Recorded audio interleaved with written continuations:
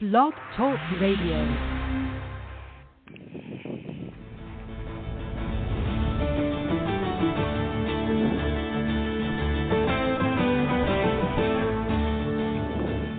Hi, and welcome to The Art of Film Funding. I'm your co-host, Claire Papin, along with Carol Dean, author of the best-selling book, The Art of Film Funding.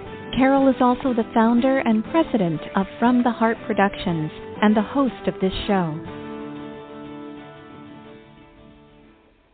Our very special guest today, Remi Kessler, began documenting homeless in Los Angeles in 2015. He produced and directed The Advocacy, a full-length feature documentary providing a sweeping look at the history and causes of LA's homeless crisis and an intimate view of the tireless work of advocates striving to create better lives for their homeless clients. The film premiered at the 2018 Los Angeles Film Festival, followed by a successful festival run, multiple community screenings frequently moderated by Remi, and worldwide distribution and streaming. Since The Advocacy, Remi produced and directed a series of 6 films for UCLA and the Los Angeles Department of Mental Health, which are utilized to educate social workers and graduate students on mental illness and homelessness. Remi's production career includes numerous commercials, feature films, music videos, television series, corporate films, and documentaries filmed and produced around the world. Over the last decade, Remi has produced several documentaries, including a series of 6 films, The Wonderful History of the Hollywood Studios, and for the 100th anniversary of Orson Welles' birth, Shadows and Lights, that opened the classic section of the Cannes Film Festival in 2015. He's currently working on the film Homeless. And Carol, I believe Remi won the Roy Dean Film Grant for his films, right? Yes, Claire, we're really happy to have you and honored to have you on the show today. Thank you so much, Remi, for joining us. Well, thank you for having me. So we have been watching your success with the first film, and you're going back into the same subject matter, which I really appreciate because there's no one better to do this film than you. I know this is a highly complicated problem, and it's fraught with problems all the way through, particularly all of the paperwork that homeless people have to fill out, and plus the lack of homes and getting homes built. So let's get started with what do you think? The Advocacy was such a powerful documentary, and people loved it. So what I'm wondering is, how did that contribute to the success in the festivals and the community screenings? Did they like your film about the homelessness? You know, I think what happened is when I started doing The Advocate, there were many films on homelessness, but they were all bringing the misery of people in the streets in your face, and it was really difficult to watch for 90 minutes. I remember at the time I said, I really want to try to do a film on the subject, but I don't want to show the misery of people. And I think that's what contributed to the success of the film, is I was able to show the complexity of the problem, to show real stories of real people without being voyeuristic. And I think that's what makes the film successful, is people could watch it for 90 minutes and feel compelled about it and speak about it. I think that's what makes a big difference.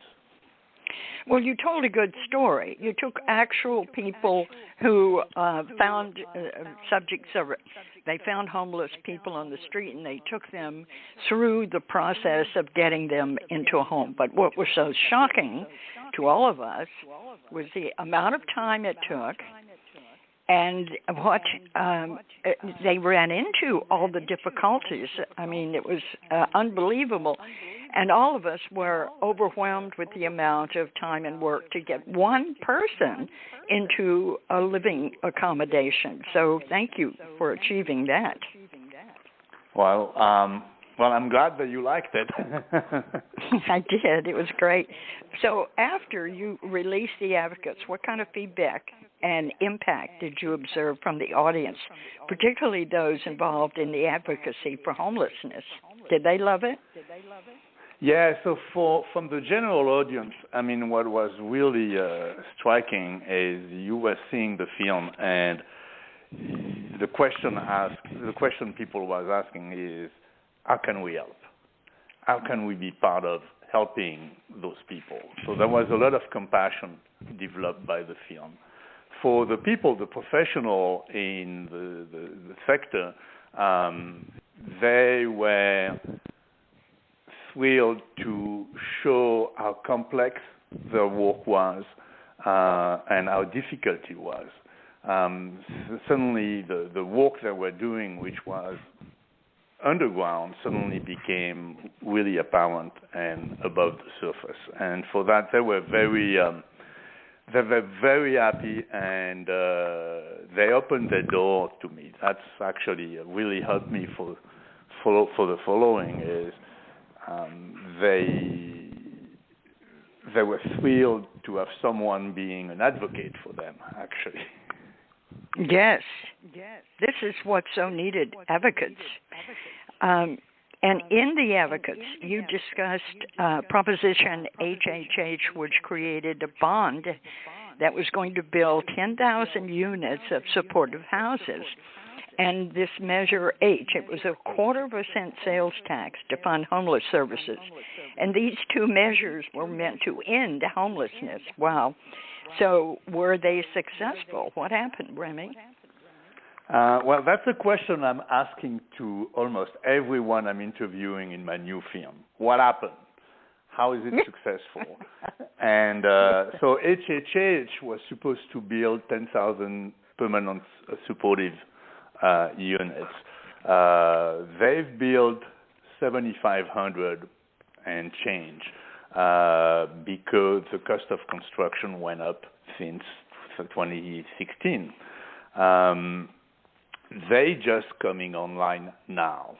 So I think the impact is going to be felt, we're going to start to feel the impact of this because a lot of people who are disabled, who are sick, who are mentally ill are going to be able to start being housed. However, it looks like we need 3 or 4 times that number for the streets. And one of the problems of the measure is it was oversold. 10,000 units couldn't solve the problem of homelessness. And for Measure H, it's the same. I mean, the measure was very successful because he was able to really send in the streets real team with doctors, with psychiatrists, with social workers, and taking care of the people in the streets, giving them care, helping them navigate the housing system. The problem is there is no place to go. So it's like musical chairs all the time. As long as you can't house them, you can't solve the problem. So again, this one was the same thing. It was oversold.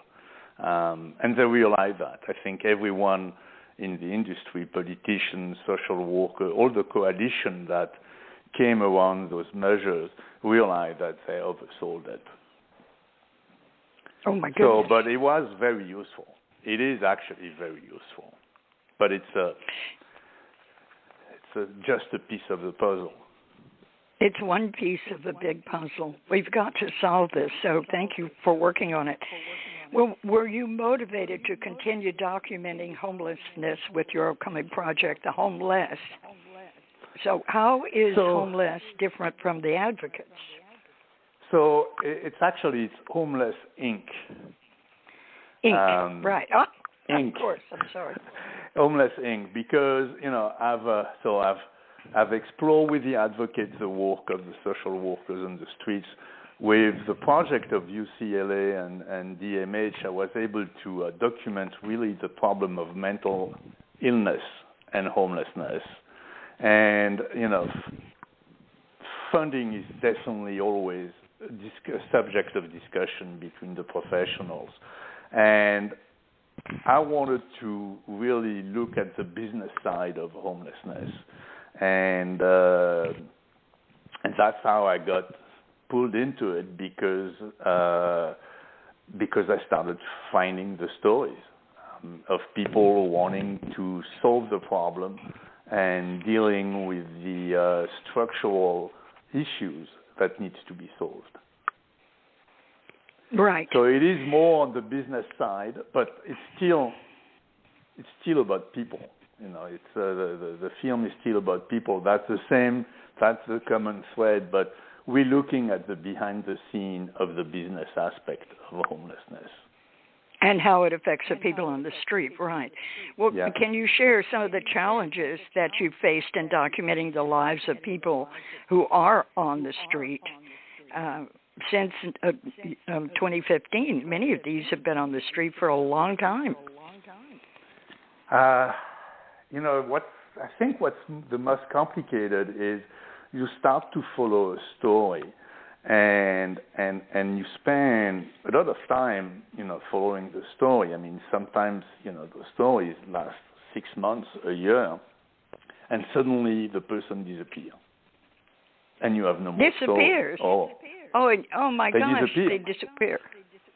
They disappear. They change. They're not in the streets in Los Angeles anymore. They move to San Francisco, and you can't find them anymore.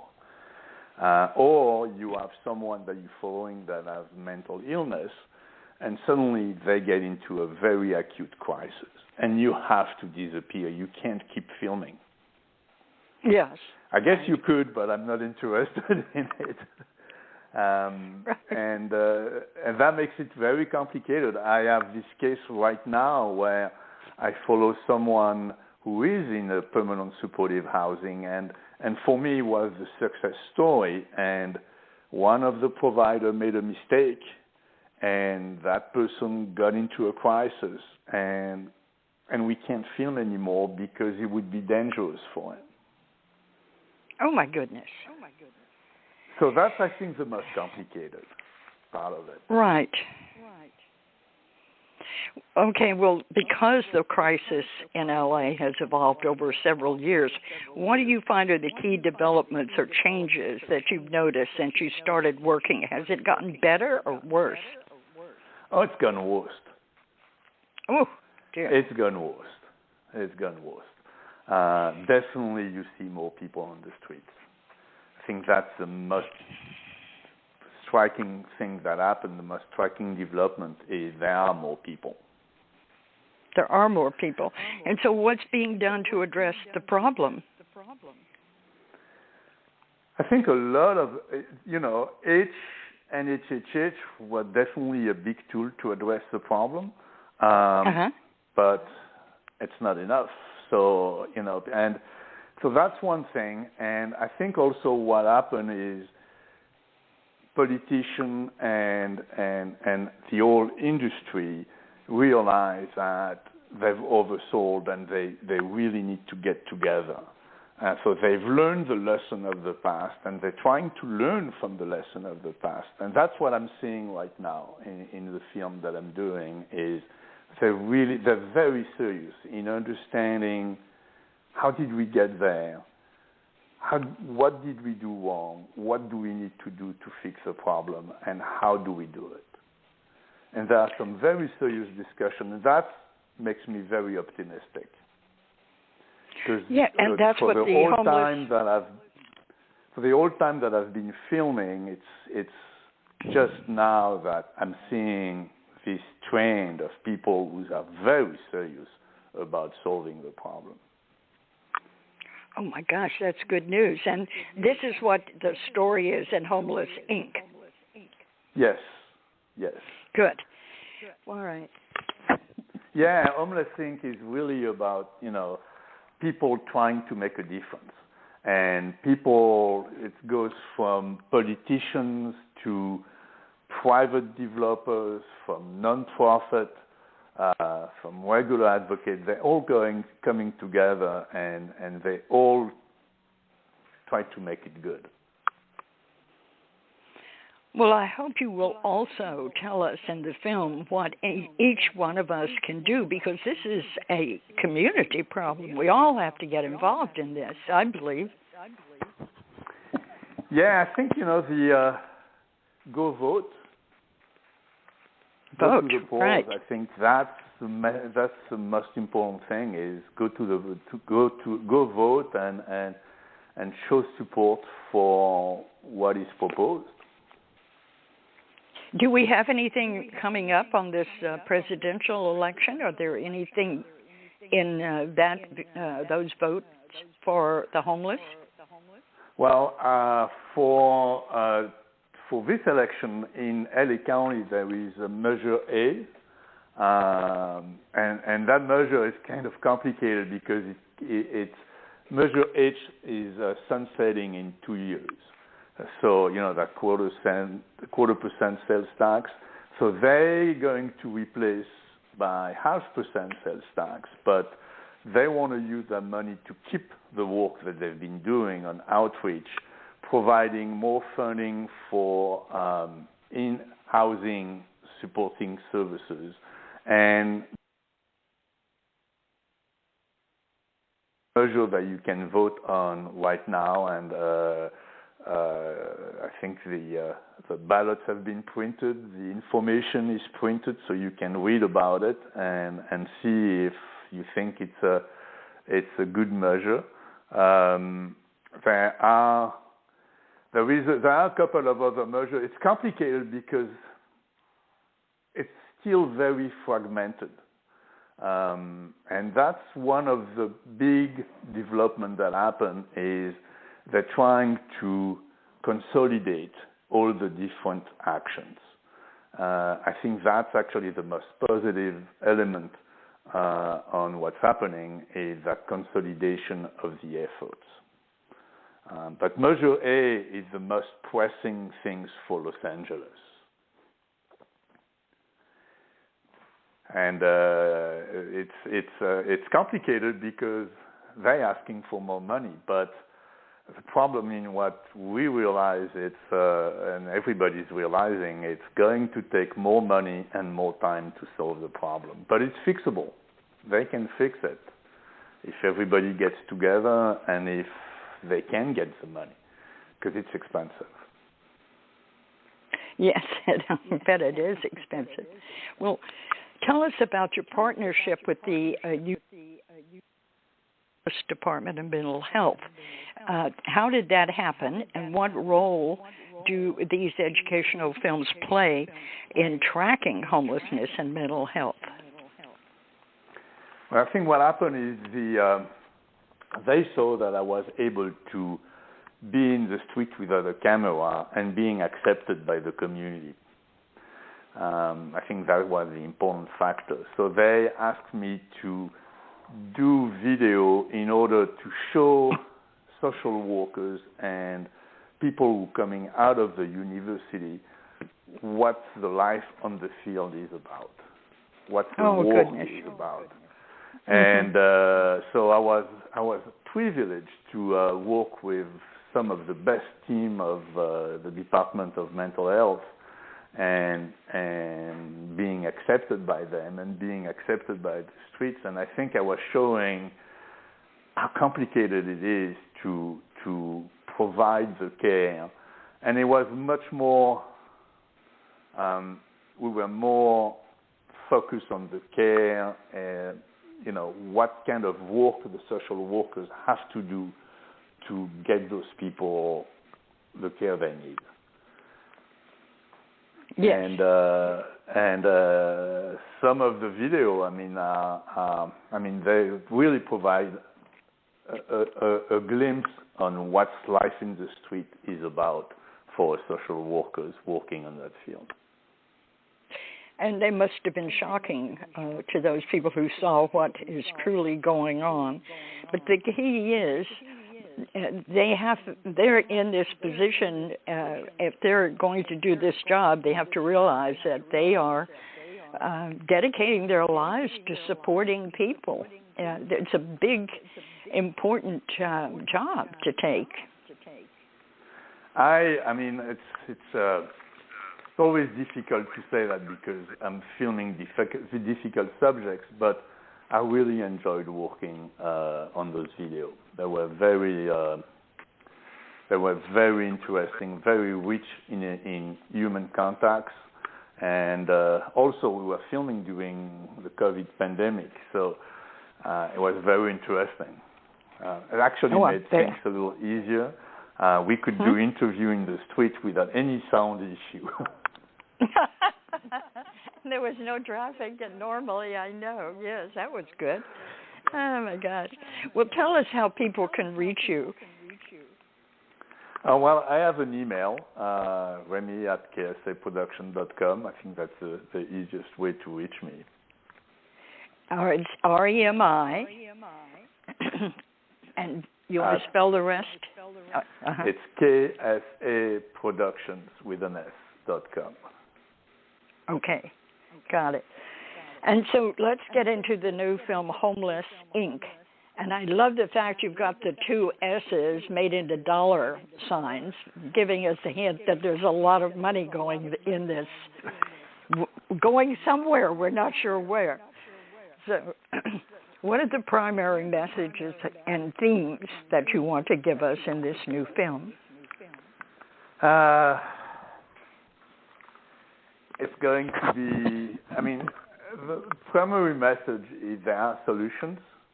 They're going to be expensive, and they're going to take time. Wow, that's not good.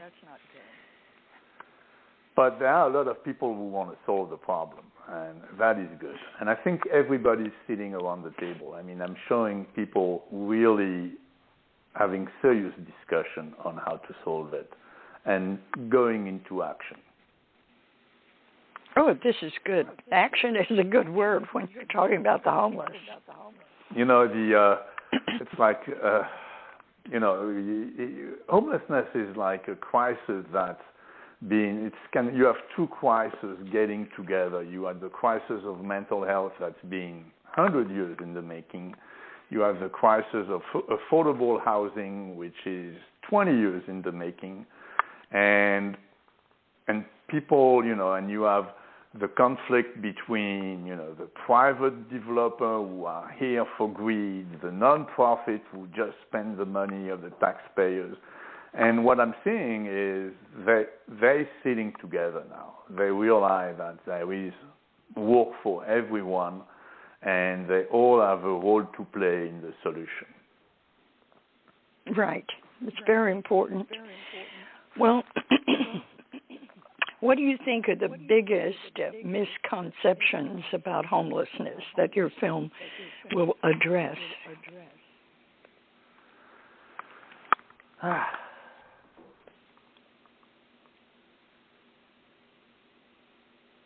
A big blank. Well, a lot of people don't realize that they can't put themselves into a place where they have no been picked up, and so they don't have ID, they don't have a cell phone, they don't have food to buy a meal, and to get an ID replaced, they have to walk all these places. They don't have money for bus rides, and they don't even know how to get the buses they need. Can you imagine yourself just dropped in the center of a town with no money and very little clothes, and you have to get on by yourself? This is exactly what a homeless person is dealing with daily, right? Yeah, it's not their fault if they're homeless. It's not it's a societal problem. They get there because they're either sick and they can't get care, or because they can't afford the rent, even if they do 2 or 3 jobs. and it's a responsibility of the society to solve it.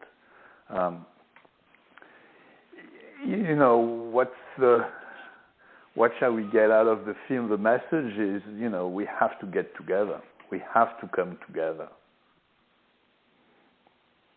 Good. That's a great message. And that will surely the interviews that you've created, I've seen some of your work, and it's excellent. And the interviews in there with high quality, highly intelligent people recognizing the problem and showing a will and a desire to solve it. So, Remi, you're like a journalist. You're putting them out to the public, saying, okay, this person has said this. Let's watch what they do. And perhaps just getting them on camera can benefit all of us, because now they really need to live up to what you've captured. I hope that can be something that brings us more success in the future through your film.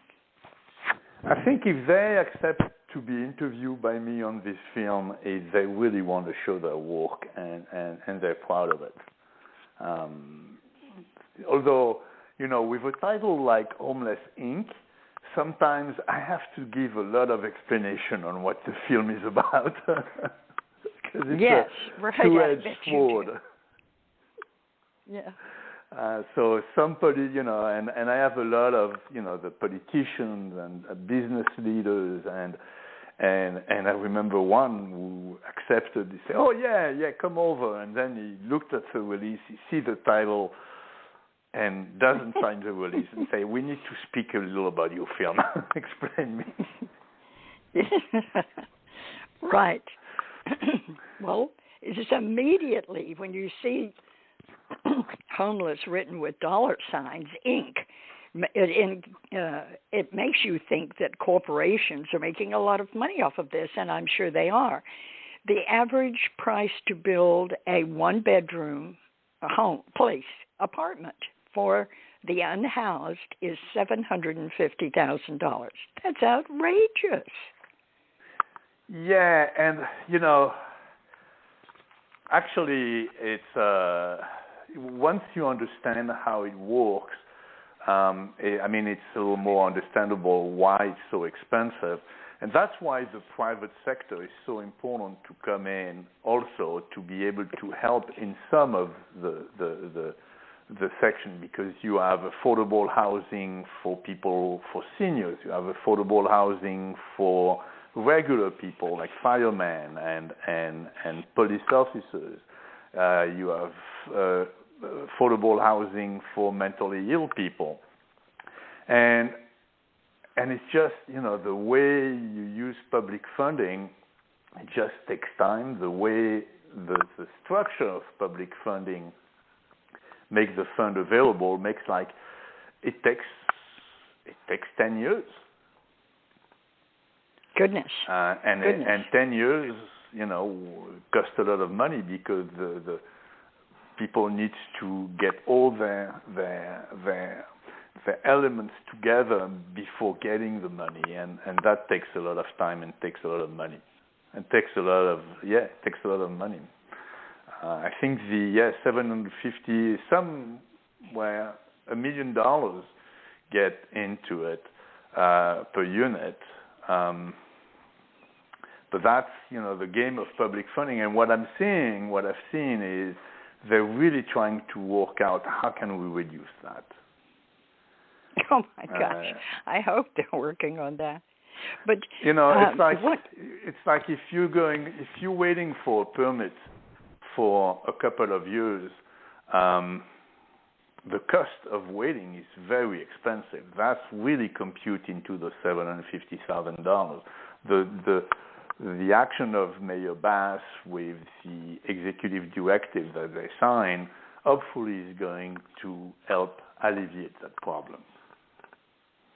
Oh, good. So they're really trying to understand why is it so expensive, and how can we make it cheaper? Building faster, building cheaper. That's really what everybody is trying to accomplish. building faster and building cheaper. Well, what about the paperwork? Because my friend is an advocate, and he took on two brothers, Remi. They were Native Americans who grew up and worked on a citrus farm, and they had no other means of making a living. They'd been on it all their life. The father, who had said you can live here forever because they were with their mother, when the father died, the son said goodbye and put him on the street. So they found a place to live with through Section 8. Then the mother died, and the two boys were now 50 years old and unemployable because they're citrus workers, but they're too old. So they're on the street, and we found them at the park up here, and my friend Tommy Adams started helping them to get a place to live. That was 4 years ago, Remi, and one of them died, and the other one has just finished 30 pages for a request to get on a ground floor. It took 30 pages to ask for a ground floor because he's 300 pounds. He gained all that weight living on the street, eating the junk food. So, but this is hopeless, but he may be kind of getting a place, but only because he has an advocate sitting with him who helps him answer the difficult questions, because they want to know, where were you 5 years ago? I was on the street. Well, what was your address? I didn't have an address. This is all these nonsensical questions that they put you through. How do we solve that part of the dilemma? The paperwork. I don't know if I have a right answer for that. I don't know if the paperwork is like everyone complains about it, but it is necessary when you understand why do they need that paperwork, because they have to go through such a maze, and every step of that maze they require information. And you need to provide that information through the paperwork. I don't know. I don't have a good answer on that. Yeah, this is really hard for people who have no transportation. The first thing is that they can't get a address because they don't have a home. So to get an address, you have to get a post office box, and that's really difficult. So we just have to have someone help these people to get an address, and a bank account was even a big problem, getting a bank account. And you can't do any of these things without an address, right? Yeah. It's amazing. Yeah, that's why it's going to be really complicated to get people off the streets, and that's why it's so important also to try to find the solution to stop the spigot. So people don't end up in the streets anymore. Because right now you have so many people who end up on the streets because they become homeless because they can't afford the rent. So true. The cost of housing is so expensive that that's one of the things they really need to solve, and they're really working on it. I mean, that's a big crisis, and it's not LA only, it's all over the country. Yes, it's a big problem everywhere, you're right. But we happen to have the highest rents. I've read that California has the highest rents in the country. Yep. Yeah, it's expensive. Well, tell us. It's expensive, right. Tell us, because you're a filmmaker and you've got such a great diverse body of work. I'm wondering, and I love the work you did on Orson Welles. It was so great. So what draws you into documentary filmmaking and particularly working on such pressing social issues?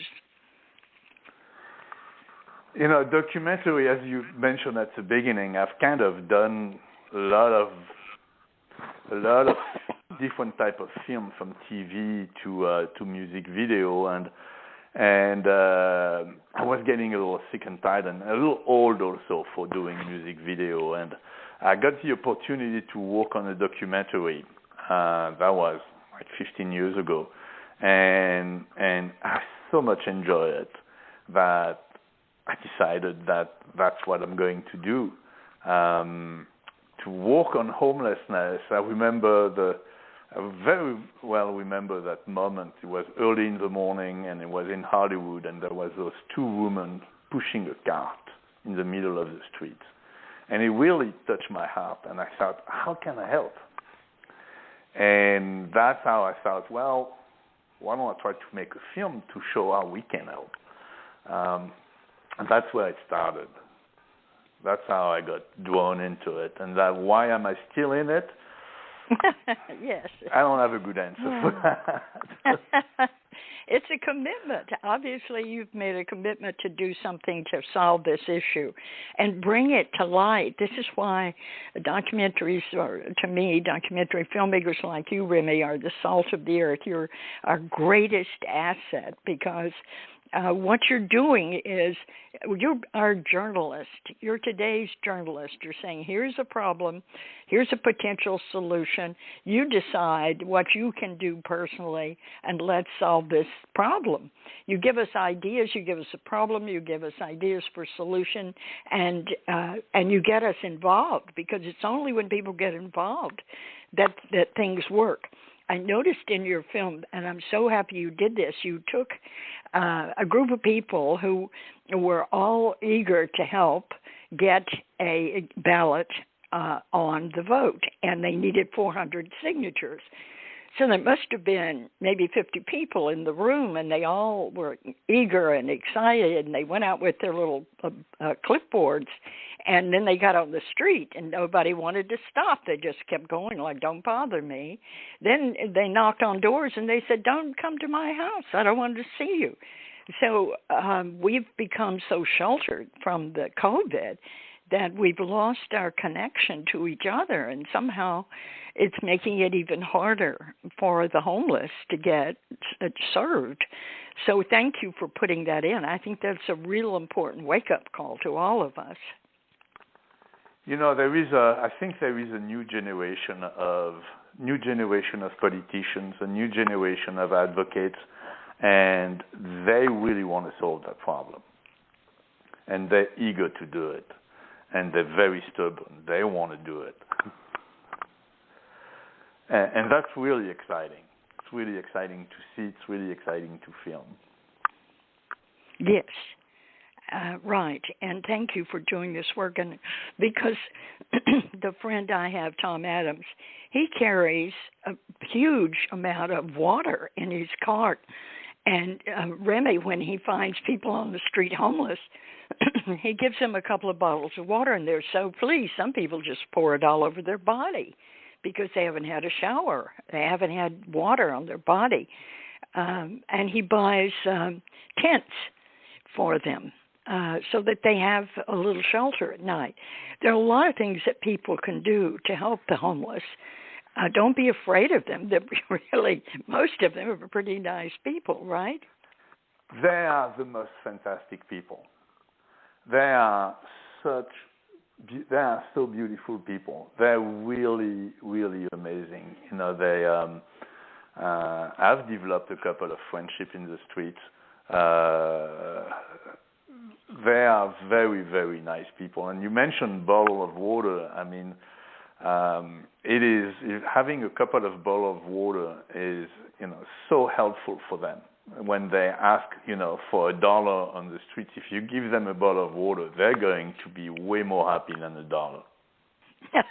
Because they need it right away. It's something that's so vital for them, and they don't have access to it. Right. I say they may be more happy than $1. I'm going to take that back, but they're going to be very happy with the water. Yes, with the water, they're very happy. Oh, true. Well, the only place for you to go is up. Just don't give up.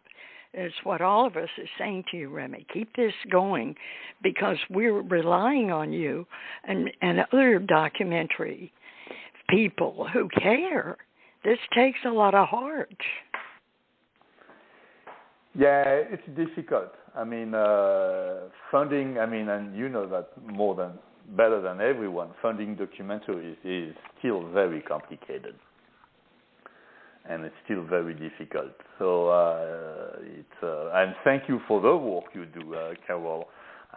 Without you, I wouldn't probably be at that level today. Oh, thank you. How kind. I'm glad we could help, Remi. What I love is that UCLA loved the fact that you were so good on the street interviewing people. That is a great compliment to you as a filmmaker, that you didn't upset people, that you let them be themselves, and you were and you approached them properly. I don't know how you did it, because usually they are terribly afraid of people and then of cameras and things. So it's your magic that brought it together. So thank you for this work, and we want to come back maybe in a year and see where you are and what you've achieved with your second film, Homeless. Well, hopefully in 1 year we'll be just achieving principal photography. Good. Because if everything goes according to plan, I'll be filming for at least a year, yes. Another filming one. Throughout the year. You'll just be finishing photography in a year. Yeah. Great. Yeah, well, ideally, tell us how that's to what donate. I'd like to do. I'm Okay. sorry? How do we donate to the film? I haven't approached that question yet. But if you want to donate, you can send me an email, and I'm sure we can find a solution for it. Oh, good. Tell us the email then. Again. Yeah, I think the best way is to contact me, and I'll be happy to discuss with you about it. But funding is definitely a complicated thing. Funding and finding, the distribution and promoting the film once it's done. It's a big endeavor. Filming is the easy part, actually. Filming is the easy part. As always, yes. But knowing, ahead of time that you have what you've done with the first one, maybe the second one can go along the same path.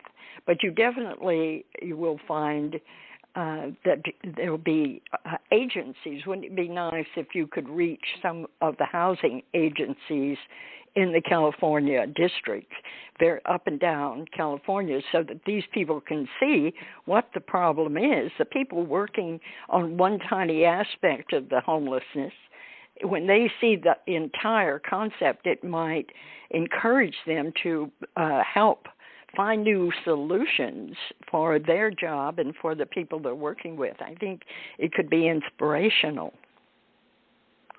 Yeah, and they're already doing that. There are many agencies in California and across the country. They're really trying. I mean, you have some very committed people trying to solve the problem. That's actually what makes me optimistic. I mean, Homeless Inc.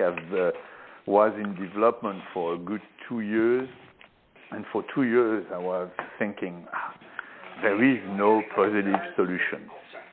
There is no solution. I need to show something positive, and it's just after digging and digging that I started seeing, the trend that's coming now, and it's very encouraging. Oh, good. I'm glad to hear that, Remi. Well, thank you very much for the interview, and thank you for the work you're doing. We look forward to hearing some positive results and good news. Yeah, I'll be back in 1 year then. Okay, that's a deal. Thank you, Claire, and thank you, Remi, for all your information, thank you both your for hard having work. Me. Really appreciate it. Yes. Okay. A great pleasure to have you, and thank you for the good work. Thank you, Claire. Thank you. Bye for now. Bye. Bye. Be well, everyone. Now, in its second edition, Carol Dean's popular book, The Art of Film Funding, has 12 new chapters to cover all areas of film financing and how to avoid expensive pitfalls. Learn how to start with an idea and end with a trailer, how to make an ask for money, create your story structure and your trailer, legal advice, fair use, successful crowdfunding, how to ask for music rights, and what insurance you can't shoot without. Available on Amazon under Carol Dean and at FromTheHeartProductions.com. I want to remind our listeners that David Raiklin is a brilliant and talented award-winning musician who scores films and can compose music for a trio or for a full orchestra. David is a very good friend to the independent filmmaker and comes highly recommended by From the Heart Productions. If you need music to help tell your story, please contact him at davidraiklin.com. That's David, RAIKLEN.com. And Carol and I want to thank you for tuning in to The Art of Film Funding. Please visit our website at FromTheHeartProductions.com. You can also find us on Facebook and Twitter. Good luck with your films, everyone.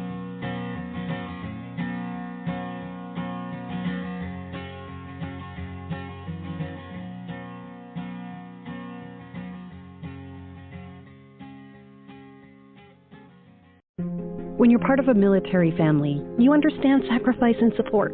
So at American Public University, we honor your dedication by extending our military tuition savings to your extended family. Parents, spouses, legal partners, siblings, and dependents all qualify for APU's preferred military rate of just $250 per credit hour for undergraduate and master's level programs. American Public University, value for the whole family. Learn more at apu.apus.edu/military.